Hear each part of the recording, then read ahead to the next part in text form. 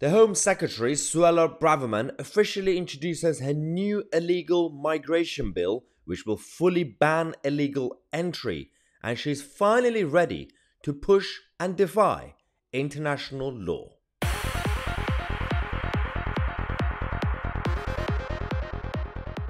Hello everybody, welcome to the channel that challenges the mainstream media and the political establishment, from the left-wing nutters to the globalist elite. We have so many news stories guys for you guys today. We're going to start by talking about what just happened in the House of Commons. The Home Secretary, we reported on the channel yesterday that Suella was going to announce her new illegal migration bill today, and she has officially done it. We have the official introduction and the text. So, the issue with the small boats, which has been escalating since 2020, it was going on before, but it wasn't as bad, has become a bit of a headache for the establishment, up to a point where it's even pushed Keir Starmer, the Labour leader, to pretend to care about the border crisis.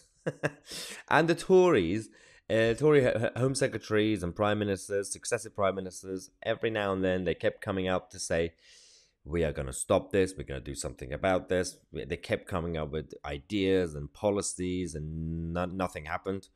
And now we have another attempt. Now, of course, what do we say? I'll believe it when I see it. We're going to have to wait to see the implementation of the policy. At least we now have the text. We now have the actual official bill that's been introduced by Suella. Yes, one of the few Conservatives left in the cabinet, in this Tory cabinet. We're going to get into the details of the bill in a second. Let's see what Suella actually had to say, because she essentially said, we must stop the boats, and that's what our bill will do. No more sticking plasters or shying away from difficult decisions. We have been working tirelessly to ensure that we have a bill that works. We've pushed the boundaries of international law to solve this crisis. If you come here illegally, it must be that you cannot stay. Well, that's a good start. She continues by saying that the Labour Party and others who oppose these measures are betraying hard-working Britons up and down the country. They don't have any answers themselves, but they will seek to block us in Parliament.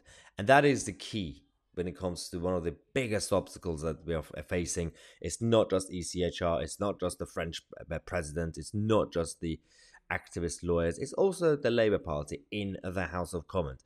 Keir Starmer came out to say, yes, I also want to fix this problem. His only solution is to go tackle the people smugglers network, which doesn't really do anything. But now they are under pressure. And we're going to talk about Yvette Cooper, the Shadow Home Secretary's reaction, which was a bit hysterical. But the details of this bill is quite important, because there are two important issues. One is pushing and defying international law for the first time, which is needed. Again, they have to actually do it for me to praise them. For now, I'm just praising the efforts, the intent of the policy. So ECHR, the Convention on the Refugees, and everything else has been happening, and the European Court of Justice, all these avenues that have been used against the British people, this bill is going to defy all that. So, the bill at the glance. The new legal duty requiring the Home Secretary to remove illegal migrants, and Suella has also accepted the legal liabilities of it.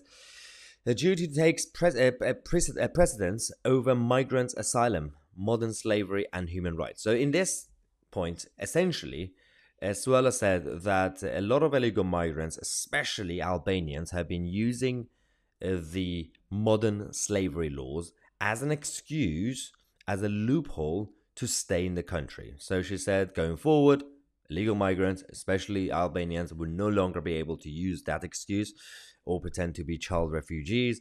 Detention powers to be extended and faster processing of cases. So basically, they will be detaining anyone illegally entering the country up to 28 days. And without any Domino's Pizza only hotels. This is just in actual jail, in prison. And then the attempt that they're going to have is either send them back to France or send them to the original country or a third country like Rwanda. But it's not just Rwanda, because they've been signing other contracts, other treaties with various countries to have their back sorted. Restrictions on migrants' appeals and judicial review. This is actually very important, because, of course, if you reject someone's asylum, so-called asylum, they can always do the appeal. So they're going to also put restrictions on that. So the activist lawyers can't really use loopholes against them. Again, this is just on paper. It looks really good, impressive, but we'll believe it when we see it, when it comes to the implementation of the policy. No route to settlement or citizenship. Brilliant. Once removed, there's no right for them to return ever again. So that's it. So that's also good. But again, they have to make sure they have all the details. So fingerprints, photos of their faces, DNA, everything that they need to have, because otherwise they could just go back and change their name or change the documents. So once they get this done, that will be also very important to be done. New safe and illegal route, capped by Parliament with an annual vote. So this is very good, but there is a bit of a problem with this, and I'm going to get into it in a second, because it's going to require a bit of a rant from my part. Measures to prevent Strasbourg judges from intervening when it comes to these deportations. So that's also obviously very important. Now, when it comes to the safe and legal routes, that's just obviously the necessity in regards to this bill to say the safe and legal routes already exist to an extent. You have the migrant refugee camps in Turkey and other places outside Syria. The idea is to say we're going to promote that. Well, they're not actually going to be doing it, hopefully. The idea is they say, well, we're going to have a cap, annual cap. MPs will vote for it. That's good. Democracy. But it's very, very... there's a bit of a grey area, because what happens when the next general election, the whole of House of Commons is filled with Labour MPs. So they're going to basically vote on an annual cap of 2 million migrants. Obviously exaggeration, but that could happen. So who is there to hold them to account, hold Parliament to account? That's the only problem I have on paper with this bill. But I guess that, I understand why she thought that she had to put it in the bill to get the votes through. But that's the only area that I'm quite skeptical about in regards to the implementation of it. But at the same time, the reaction we just had in the House of Commons from the shadow Home Secretary Yvette Cooper was a little bit special, because she was a bit hysterical. She was a bit just shouty, and she turned it into politics. And this is a sad thing to see in the House of Commons. When it comes to British politics, you can go on media, on TV, you could write in newspapers, that's where, or you could do campaigning as MPs, that's where you do politics. But when you're in the House of Commons, focus on policies, not politics. And this is the problem. They just stand there, people like Yvette Cooper or Keir Starmer, they just heard the announcement.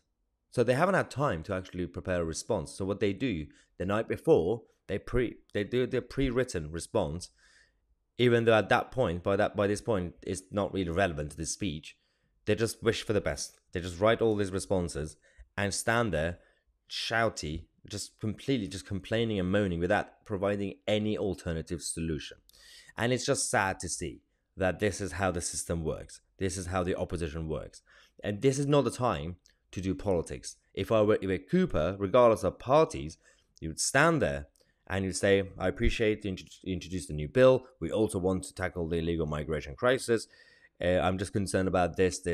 You heard it. You could write it down. As Suella was talking, you could easily write down the bullet points, very simple, and come up with some basic questions about the bill. There are serious questions to be asked when it comes to Suella's new illegal migration bill, and it has to be answered. But you're not going to get anything done when you have Yvette Cooper standing there and just shout like an idiot. And it's not really productive, because we have to rely on the opposition to hold the government to account. Despite the fact that it's the Labour Party, but it's still the official opposition. But they're not going to ask the real questions. They're going to ask nonsensical questions at the end of the day, and they're still doing it, because I've got the House of the BBC Parliament on TV right now, and they're still talking. All the Labour MPs standing up saying, what about compassion? What about the innocent refugees? These are not the questions we want to ask. There are serious questions to be answered, but they're not doing it. Anyway, now, let's take a quick break. We're going to come back to you guys every half an hour today. We have so much to talk about when it comes to the lockdown files. Again, Matt Hancock has done a bit of a oopsie. Also, Sadiq Khan's ULEZ, because he's in trouble again, as well as news stories from around the world about the Dutch farmers and their battle against their net zero government, as well as the Iranian regime going a bit crazy as usual, and some update from Canada and Justin Trudeau. So the best thing you can do is subscribe to the channel and click on the notification bell next to it and click on all. That's the best way to get notified. I'm Mahyar, Tousi, and we are the media.